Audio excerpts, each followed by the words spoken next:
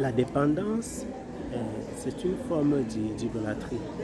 Lorsque vous êtes dépendant de quelque chose, lorsque sans cette chose-là, vous avez comme l'impression que vous ne pouvez pas vivre, c'est une forme d'idolâtrie.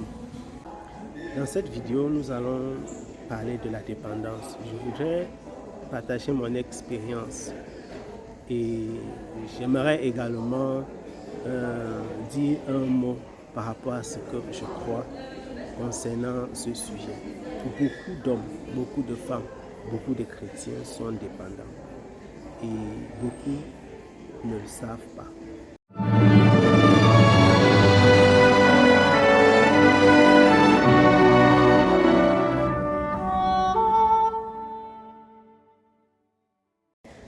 Shalom mes bien-aimés dans le Seigneur, je vous salue dans le saint et le puissant nom de Jésus-Christ de Nazareth. Désolé s'il y a un peu de bruit, je ne suis pas à la maison, je ne suis pas chez moi. Dernièrement, je voyageais, je suis encore en déplacement. Et pendant que je voyageais, j'ai visité, je suis passé à Barcelone. J'étais à Barcelone, j'ai visité des boutiques. J'ai visité la boutique du FC Barcelone.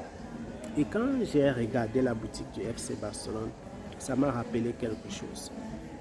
Ça m'a rappelé à quel point j'ai été dépendant du football. Je ne parle pas, je ne sais pas si vous savez ce que c'est qu'être un fanatique. C'est-à-dire que j'ai aimé le football à un point que vous ne pouvez pas imaginer. J'ai aimé le football de tout mon cœur. Mon cœur était tout entier au football. Il y a une période de ma vie. Il y a une période de ma vie où je connaissais le 11 entrant de pratiquement tous les clubs de première division dans les plus grands championnats européens. On m'appelait le consultant dans mon lycée. Le consultant. Quand les gens avaient des discussions concernant le football et qu'ils n'arrivaient pas à s'entendre, ils venaient me voir. Vous imaginez, jeune que j'étais, le consultant. J'étais une petite bibliothèque de football. Et pendant cette période,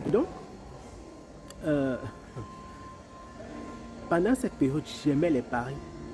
Il n'y avait pas encore, c'était pas très développé les paris qu'on fait maintenant. Il y a des salles de paris un peu de partout. Donc nous parions entre nous.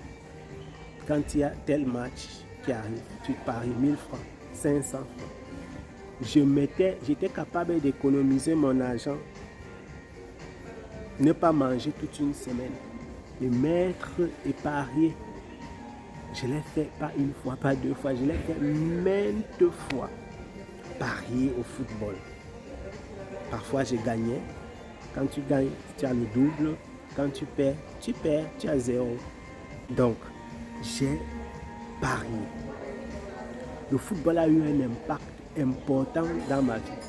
Je suis convaincu, dans une certaine mesure, que si je n'étais pas aussi attaché au football, j'aurais eu des meilleurs résultats académiques.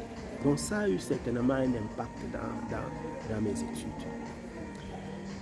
Je passais des nuits blanches lorsque mon club perdait. J'étais un fan du FC Barcelone de tout mon cœur. Le Camp Nou, qui est le stade du FC Barcelone, c'était le stade de mon cœur. C'est-à-dire que je maîtrisais l'histoire de l'équipe. Lorsque le FC Barcelone perdait, c'était des nuits difficiles pendant plusieurs jours. C'était difficile. Je sais ce que c'est que la dépendance. La dépendance à quoi que ce soit. Dans mon cas, c'était le football. j'ai souffert sans le savoir. J'étais dépendant. J'étais dépendant. Même si je pouvais dire à quelqu'un, non, il n'y a rien dans ma vie, je suis dépendant à rien.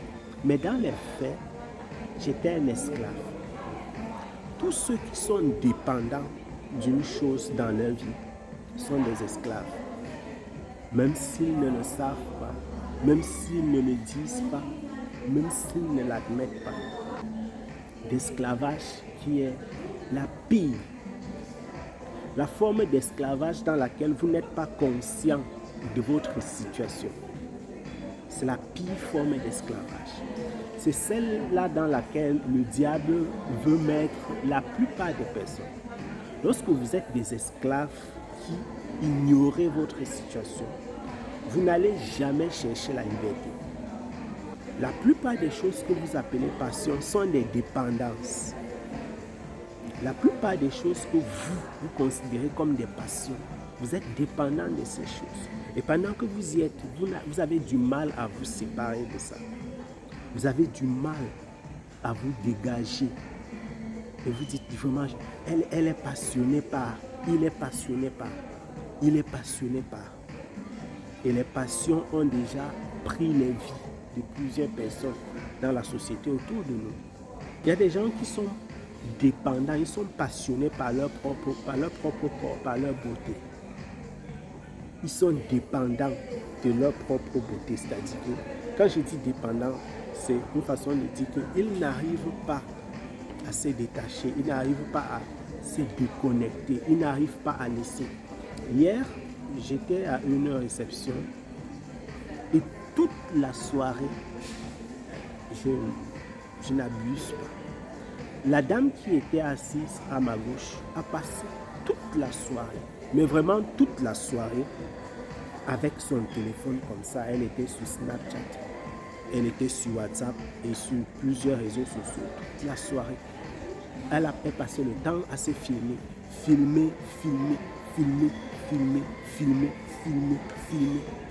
Je me posais la question, mais comment est-ce que tu peux être à une table, à un dîner et tu es toujours sur le téléphone? Quand elle dépose le téléphone, elle mange 2 minutes, elle prend et se filme, elle met les filtres. Si tu dis à une personne pareille qu'elle est dépendante de son téléphone et même de son image à elle, elle n'acceptera pas, elle ne croira pas. Il y a des gens qui, lorsqu'ils se lavent le matin avant de sortir, ils vont passer des heures et des heures devant le miroir, corriger toutes les petites erreurs qu'il y a sur leur visage, mettre le make-up sur le plus petit des détails. Mais en ce qui concerne leur vie spirituelle, en ce qui concerne leur marche avec Dieu, d'ailleurs s'ils en ont, s'ils ont une marche avec Dieu, en ce qui concerne même leur caractère, laissons marche avec Dieu parce que tout le monde ne marche pas avec Dieu. Mais des gens sont des voleurs, des menteurs, des tricheurs. Vous voyez le soin qu'ils apportent à leur visage. Tu te dis, waouh, si tu pouvais apporter le même soin, avoir la même préoccupation pour ton caractère. Tu vois une femme qui a une sale bouche, mais de toute façon elle est belle, de toute façon elle est jolie, attirante physiquement. Entre guillemets. Tu te dis, waouh, si tu pouvais prendre les mêmes soins pour ton caractère, comme tu le fais pour ton corps, si tu pouvais avoir le même soin pour ta façon de parler, de t'adresser aux gens, comme tu prends soin de ton corps. Vous voyez, tu n'arrives peut-être pas à te déconnecter, à te séparer de ton téléphone pour un jour, à être loin de la connexion. Tu as l'impression que tu suffoques, tu n'arrives pas à vivre. Ce sont des signes qu'il y a un problème. Ce sont des signes qu'il y a un problème. J'ai voulu parler de la dépendance aujourd'hui. C'est une très mauvaise chose. Mais bien aimé, la dépendance est une très très mauvaise chose. Évitez d'être dépendant de quoi que ce soit. Évitez d'être dépendant, évitez d'être trop attaché à certaines choses. Quoi qu'il arrive, Rien ne doit te rendre dépendant. Ni un homme, ni une chose, ni toi-même. Parce qu'il y a des gens qui sont, c'est-à-dire qu'ils sont leur propre idole. Ils sont leur propre idole, c'est-à-dire qu'ils voient leur corps comme un temple. Leur corps est un temple qui reçoit une adoration. Tout ce qui vous plaît au point où vous n'arrivez pas à vous séparer de ça, c'est un hôtel. Je reprends. Tout ce qui vous plaît au point où vous ne pouvez pas vous en séparer, c'est un hôtel. Et sur un hôtel, on offre de l'adoration. Lorsque tu te places devant ton miroir et que c'est le plus beau moment de ta journée, c'est un hôtel. Il reçoit ton adoration. Lorsque tu te mets devant un écran pour regarder un film, et que c'est lorsque tu regardes ces films, c'est lorsque tu suis cette série, c'est les plus beaux moments de ta journée. Lorsque tu regardes cette télénovela, c'est les plus beaux moments de ta journée. C'est le moment où tu es le plus heureux, la plus heureuse. Tu dépends, ta vie, ta joie, ton bonheur dépend de cela. Il y a un problème. C'est donc un hôtel. La télévision est donc en ce moment un hôtel. Ton plus bon moment, c'est avec la télévision. Lorsque tu es sur les réseaux sociaux, sur Snapchat, c'est le moment d'extase, de joie, de bonheur absolu. Tu es dépendant du téléphone et tu offres une adoration à ton téléphone. Si c'est lorsque tu es avec X ou avec Y, que tu as le moment le plus... Maintenant, je ne veux pas dire que vous ne devez pas avoir d'activité qui vous plaît. Je ne dis pas vous ne devez pas avoir des choses que vous aimez. Quelqu'un peut aimer lire, quelqu'un peut aimer voyager, quelqu'un peut aimer telle ou telle autre activité sans que ça n'ait quoi que ce soit de mal. Je parle des situations dans lesquelles vous ne pouvez pas vous en séparer. Vous n'arrivez pas à arrêter. Vous n'arrivez pas à laisser prise, à lâcher prise. Et très souvent, lorsqu'on prêche l'évangile, l'une des raisons pour lesquelles vous refusez, vous rechignez, vous vous opposez totalement, la plupart du temps, l'une des raisons qui justifie que les gens rejettent l'évangile, c'est qu'ils n'arrivent pas. Parce que dans leur vie, il y a un esprit qui les assujettit. Ils sont esclaves sans le savoir. Tout à l'heure, nous disions, si vous êtes esclave sans le savoir, vous ne chercherez même pas à sortir de l'esclavage. La Bible déclare que tu es esclave de ce qui a triomphé de toi. Tu es esclave de ce qui a triomphé de toi. Tu es esclave de ce qui a triomphé. Et quand quelqu'un ou quelque chose a triomphé de toi, parfois tu es esclave et au moment où il a même triomphé, tu ne te rendais même pas compte. Parce que tu te dis, voilà, j'ai grandi dans ça, c'est comme ça, je suis, j'aime ça, j'aime naturellement. Mais pourquoi tu ne peux pas t'en séparer? Non, c'est que j'aime, ça me plaît, j'ai grandi comme ça, c'est comme ça que je suis. Tu es un esclave qui s'ignore. Examinez vos vies et voyez ces choses-là, ces petites choses que vous ne pouvez pas abandonner, ces choses sans lesquelles vous avez l'impression que votre vie n'a pas de sens. Et beaucoup de personnes qui ont des hôtels d'adoration pareils dans leur vie ne passent pas de très bons moments avec le Seigneur, ne sont pas très heureux quand ils prient, ne sont pas très heureux quand ils sont dans la présence de Dieu, quand c'est le moment de louer, d'adorer le Seigneur ou quand c'est le moment de méditer la parole du Seigneur. Ça montre qu'il y a un problème. Ça montre qu'il y a un gros problème. Mais bien aimés, ne soyez dépendants de rien. La parole de notre Seigneur déclare que nous avons été appelés à la liberté. Mais ne faites pas de cette liberté un prétexte pour marcher comme les païens. Vous avez été appelés à la liberté. Mais ne faites pas de cette liberté un prétexte pour marcher comme les païens, comme les méchants. Je termine avec cette parole de notre Seigneur, encore une fois de plus. L'apôtre Paul déclare que tout m'est permis et tout ne m'est pas utile. Tout m'est permis, mais je ne me laisserai pas asservir par quoi que ce soit. Vous savez ce que ça veut dire asservir? Asservir veut dire que tu deviens esclave. Quand tu es esclave, tu es un adorateur. Dans l'esclavage, il y a de l'adoration. L'esclave ne réfléchit pas. Vous savez ça? Un esclave n'a pas le droit de réfléchir. L'esclave n'a pas le droit de donner son avis. L'esclave n'a pas le droit de dire « je suis contre ». L'esclave fait ce que son maître dit. Donc quand la Bible déclare que tu t'es laissé asservir par quelque chose, c'est que tu fais la chose là, point barre. Tu ne dis pas ce que tu penses. Pourquoi? Parce qu'il y a un esprit qui te conduit.